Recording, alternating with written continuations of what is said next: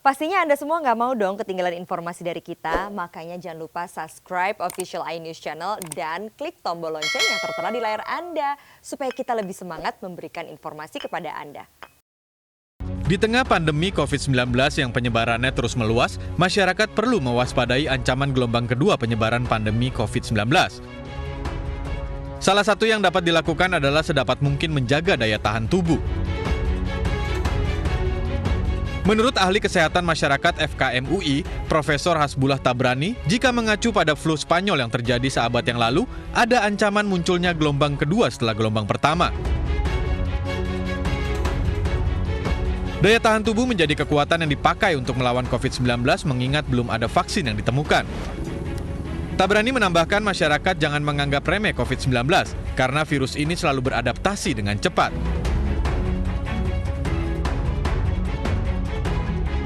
Hingga kini jumlah orang yang positif COVID-19 terus bertambah, apalagi pergerakan manusia masih sangat tinggi walaupun telah diberlakukan pembatasan sosial berskala besar di sejumlah daerah.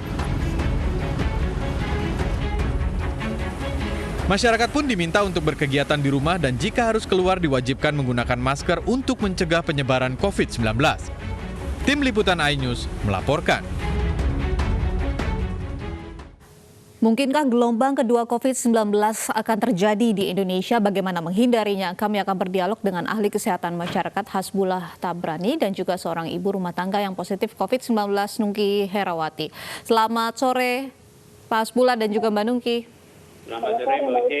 Baik, Pak Hasbullah, dari berbagai media Anda menyatakan bahwa masyarakat Indonesia harus mewaspadai gelombang kedua pandemi COVID-19. Apakah ini artinya Indonesia sudah melewati puncak corona saat ini? Kalau saya lihat tren perkembangannya, ini masih grafik naik. Hari ini masih nambah 300-an.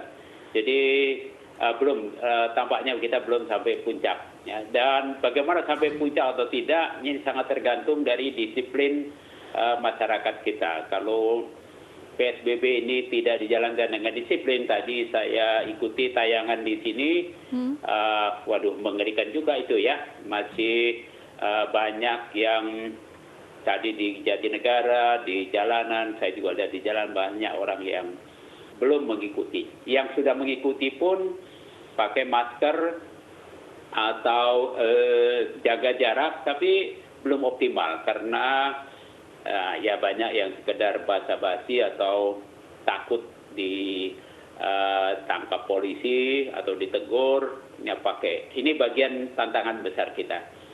Dan kalau kita melakukan PSBB ini waktunya sangat singkat, kemudian bisa menurunkan kasusnya dengan jumlah yang menurun di satu daerah, bukan tidak mungkin setelah 1-2 bulan tumbuh kasus baru, ada kurva baru yang puncak baru.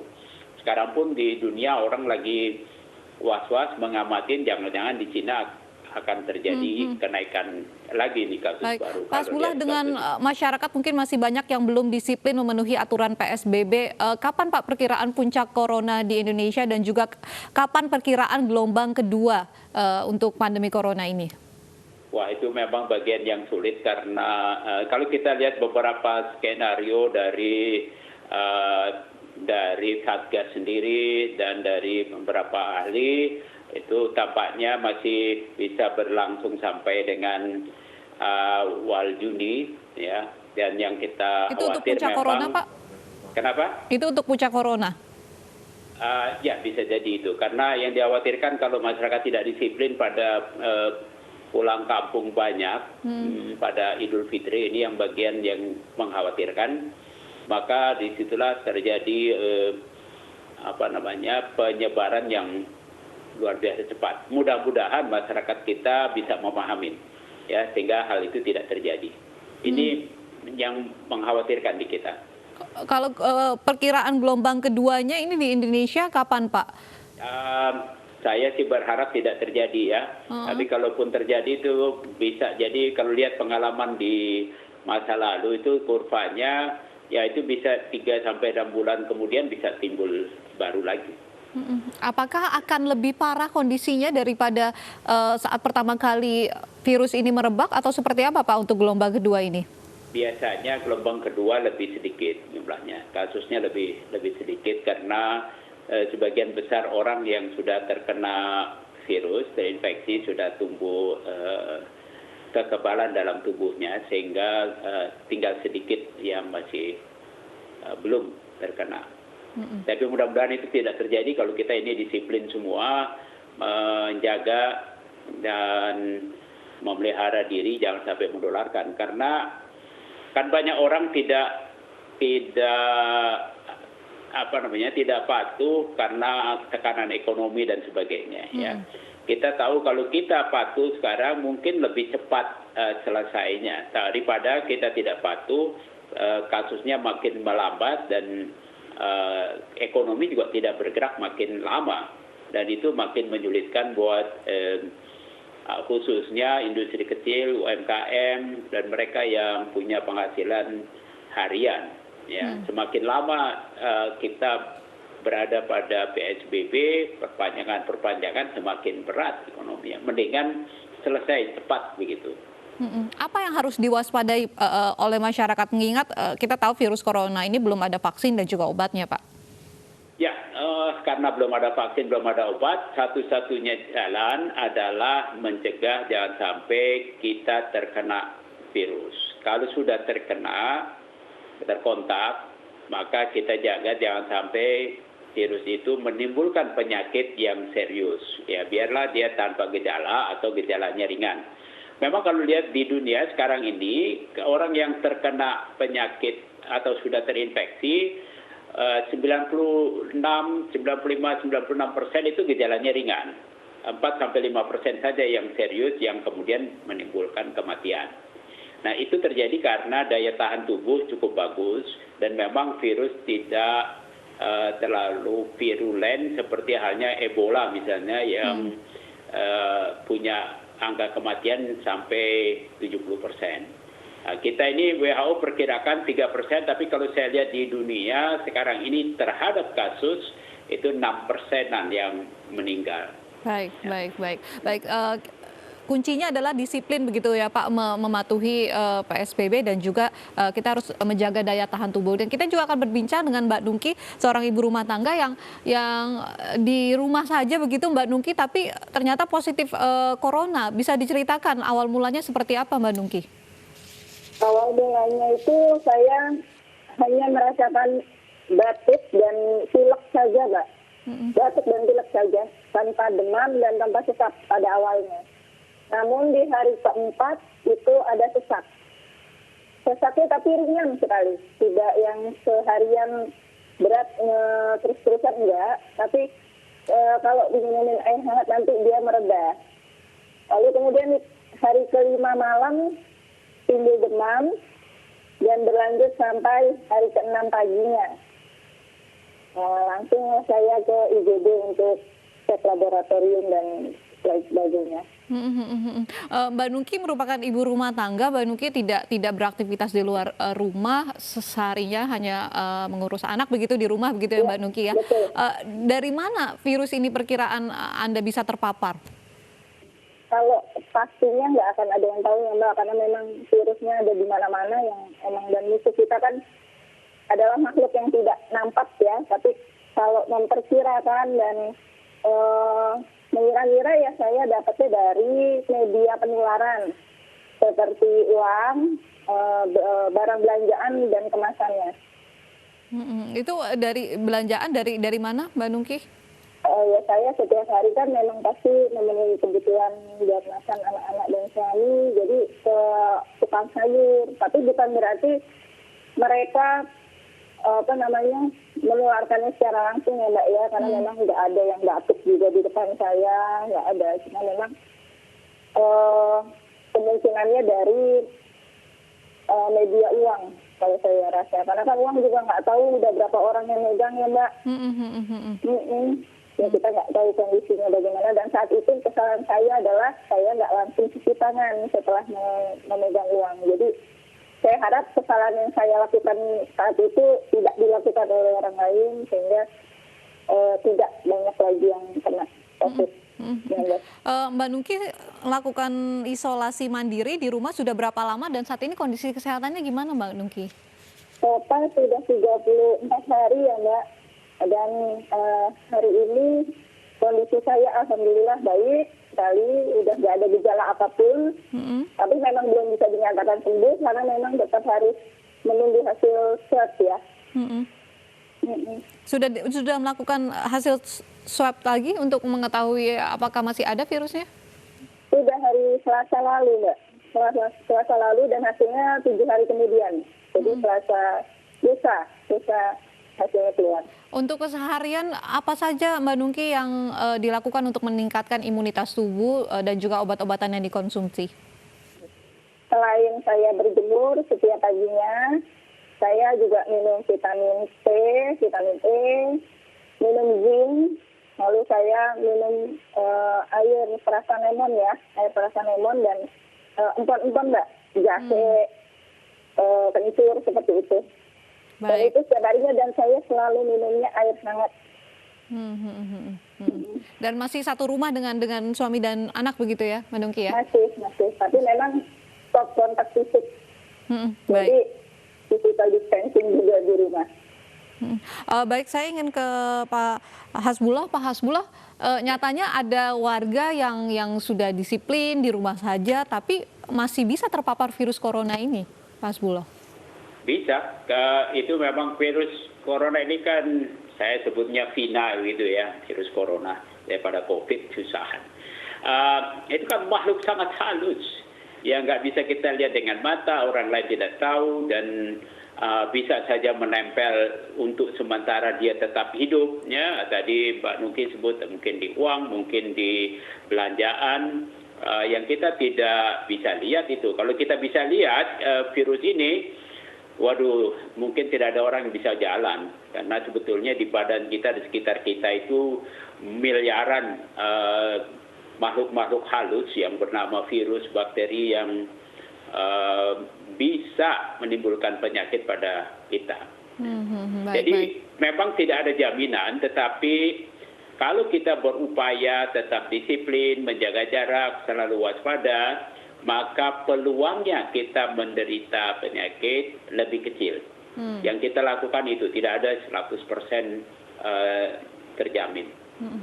Baik, Pak Hasbullah, Mbak Nungki, kita tahan dulu. Ini ada informasi Lembaga Biologi Molekuler Eijkman bersama Palang Merah Indonesia akan melakukan penelitian bersama untuk mengembangkan obat bagi pasien COVID-19. Rencananya plasma darah pasien positif corona yang sudah sembuh akan diambil untuk kemudian dikembangkan menjadi antibodi pasien.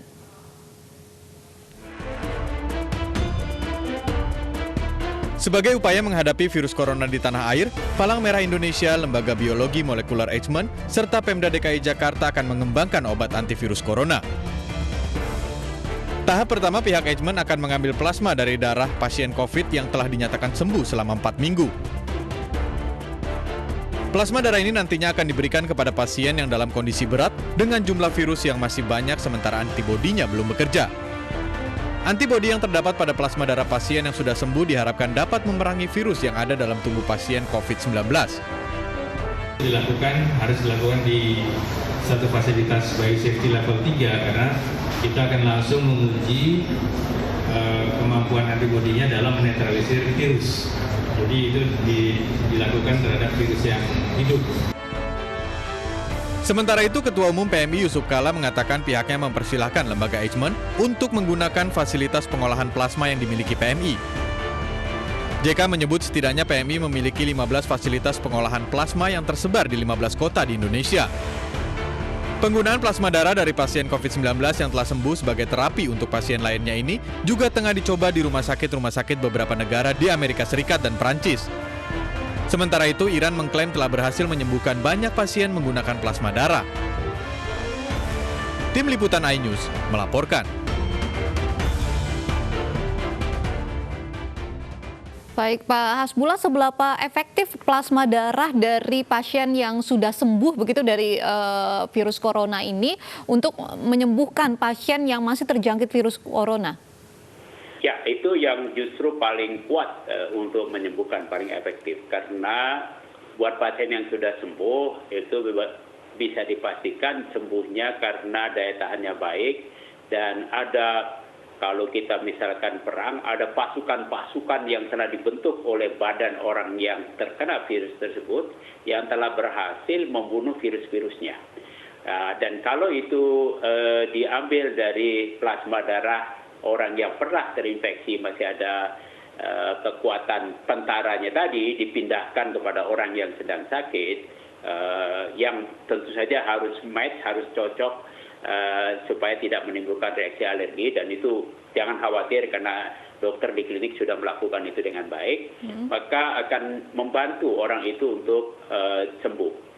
Itu bagian, ya contoh tadi sederhananya, badan yang sudah terkena virus membentuk tentara yang mengalahkan virus itu. Nah sekarang tentara dari badan orang sakit tadi diperbantukan kepada orang sakit yang lain, yang sudah pengalaman tentu tentaranya itu. Kira-kira begitu permisalannya, gampang sekali. Ini lebih ampuh begitu dibandingkan obat kloroquine dan juga Avigan? Ya, obat-obat yang kloroquine, Avigan dan sebagainya itu semua dalam fase uji coba atau coba-coba yang belum konklusif. Obat-obat itu memang bisa membantu daya tahan tubuh juga. Ya. Tapi seperti yang tadi Mbak Uci kemukakan, sampai saat ini memang dunia belum menemukan obat yang membunuh virus itu di dalam badan manusia. Kalau membunuh virus di luar badan gampang. Kalau kita beli makanan, kita rebus saja, mendidih, dalam 5 menit mati itu virusnya. Tapi di dalam badan kita kan suhu tubuh kita paling tinggi 42-43, kitanya yang mati. Virus masih bisa bertahan hidup sampai suhu 56-60. Ya. Nah, tapi mudah-mudahan terapi tadi serum yang diambil dengan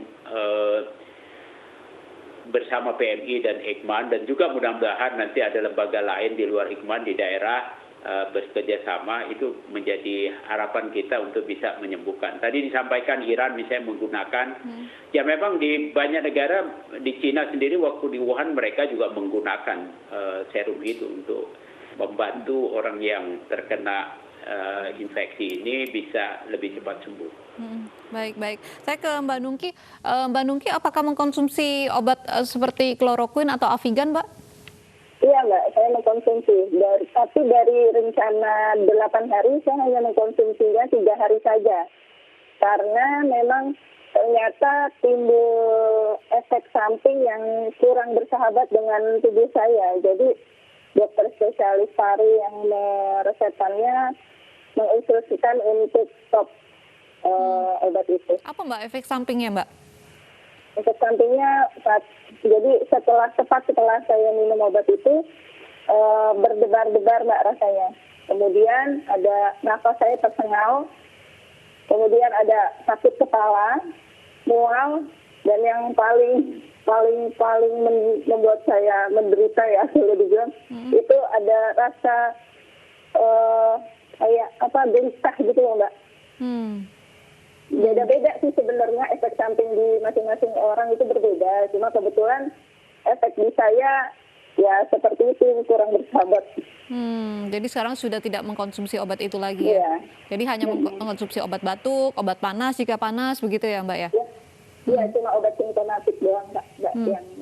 Tapi saat ini sudah tidak ada Mbak gejala batuk, pilek atau demam gitu? Sudah nggak ada sama sekali. Jadi kalau dibilang sehat, udah sehat sebenarnya. Namun tetap harus menunggu hasil swab untuk dinyatakan sembuh. Oh iya, baik. Semoga hasil tesnya nanti menunjukkan negatif corona begitu ya Mbak Nungki. Terima kasih sudah bergabung bersama kami. Pak Hasbullah juga terima kasih. Semoga juga masyarakat Indonesia bisa lebih disiplin menjalankan PSBB agar kita bisa memutus mata rantai penyebaran virus corona.